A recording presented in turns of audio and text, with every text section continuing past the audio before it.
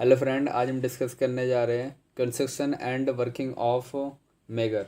तो फर्स्ट हम इसकी डेफिनेशन को देखते हैं कि मेगर होता क्या है। तो मेगर एक इंस्ट्रूमेंट है जो कि हाई रेजिस्टेंस को मेजर करता है इन मेगा ओम में। मतलब क्या है कि जो हाई रेजिस्टेंस होता है किसी भी मशीन का या इंस्ट्रूमेंट का, उसके इंसुलेशन को मेजर करता है इन मेगा ओम में। तो 1 मेगा ओम में 106 ओम्स होता है। तो इसकी वर्किंग प्रिंसिपल क्या होती है? वर्किंग प्रिंसिपल इसकी मूविंग कॉइल इंस्ट्रूमेंट की तरह ही होती है, जिसमें एक करंट कैरिंग कंडक्टर को हम मैग्नेटिक फील्ड के अंदर रखते हैं और जो कि जिसके वजह से एक टॉर्क प्रोड्यूस होता है। तो ये होती है इसकी वर्किंग प्रिंसिपल। तो इसकी अब कंस्ट्रक्शन देखते हैं। तो कंस्ट्रक्शन में हमने एक डीसी जनरेटर का यूज किया जो कि 250 से 2500 वोल्ट तक वोल्टेज जनरेट करता है। एंड 2 परमानेंट मैग्नेट का यूज किया इसमें, और जिसके बीच में हमने 2 कॉइल को प्लेस कर रखा है। तो कॉइल भी क्या है? हमारा करंट कॉइल। एंड कॉइल ए क्या है? Potential coil. एंड इसमें 2 रेजिस्टेंस का यूज किया गया है, R1 एंड R2, जो कि करंट को कंट्रोल करता है coil A and coil B में। और इसमें हमने एक पॉइंटर का यूज कर रखा है जो कि रीडिंग को मेजर करता है। और एक्स और वाई टर्मिनल के बीच में हमने एक रेजिस्टेंस को पुट करने के लिए हमने 2 टर्मिनल लिए जो कि एक्स एंड वाई है, और वाई टर्मिनल क्या हमारा इसमें ग्राउंडेड है। तो अब हम इसकी वर्किंग प्रिंसिपल देखते हैं कि वर्किंग इसकी कैसी होती है। तो वर्किंग में क्या है कि फर्स्ट हमने एक डीसी जनरेटर जो कनेक्ट कर रखा है उसे हम ऑपरेट करते हैं, मतलब हैंडल को चलाते हैं, जिसके ज़रिए इसमें वोल्टेज जनरेट होती है। और वोल्टेज कितनी होती है? 250 से 2500 वोल्ट के बीच में होती है। तो जब स्टार्टिंग में वोल्टेज जनरेट होती है डीसी जनरेटर के ज़रिए, तो उसके बाद इसके अंदर हम 2 केस लेंगे। तो 2 केस क्या होते हैं? तो फर्स्ट केस में हम कोई भी रेजिस्टेंस को पुट नहीं करेंगे एक्स एंड वाई टर्मिनल के बीच में। मतलब एक्स एंड वाई टर्मिनल क्या होगा? हमारा ओपन होगा। इसके बीच में हमने कोई भी रेजिस्टेंस या मशीन को पुट नहीं कर रखा।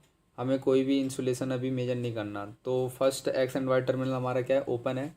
तो इस केस में क्या होता है? जब जो वोल्टेज हमारी जनरेट हुई डीसी जनरेटर से, वो R1 से होते हुए कॉइल ए से, मतलब पोटेंशियल कॉइल से होता हुआ, वो वापस हमारे डीसी जनरेटर में चले जाता है। तो मतलब क्या हुआ कि कॉइल बी में कोई भी करंट नहीं गया, जिसके वजह से कॉइल बी में कोई भी मैग्नेटिक फील्ड प्रोड्यूस नहीं हुआ और पॉइंटर हमारा मूव नहीं किया, जिसके वजह से जो पॉइंटर है वो इन्फिनिटी पर ही शो करता रहता है।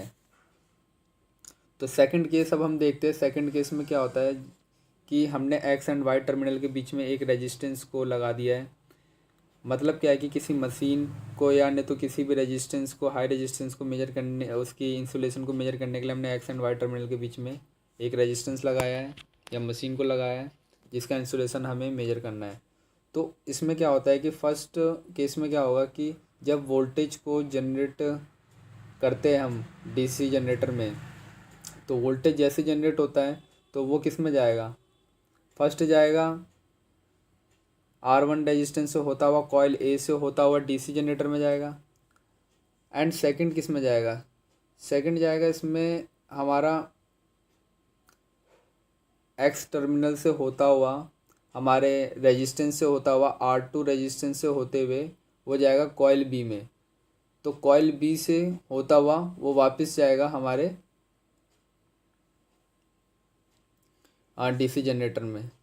तो क्या हुआ इसमें कि कॉइल बी में भी हमारा करंट गया है एंड कॉइल ए में भी करंट गया है। तो जिसके वजह से कॉइल बी में भी एक मैग्नेटिक फील्ड प्रोड्यूस हुई है एंड कॉइल ए में भी मैग्नेटिक फील्ड प्रोड्यूस हुई है।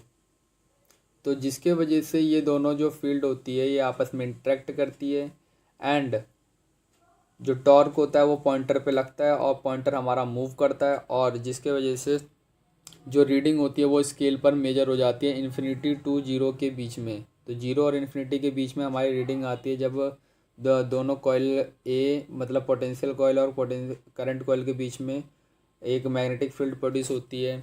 तो उस वजह से क्या आता है कि हमारा पॉइंटर क्या होता है? मूव होता है स्केल में और हम रीडिंग को मेजर कर लेते हैं।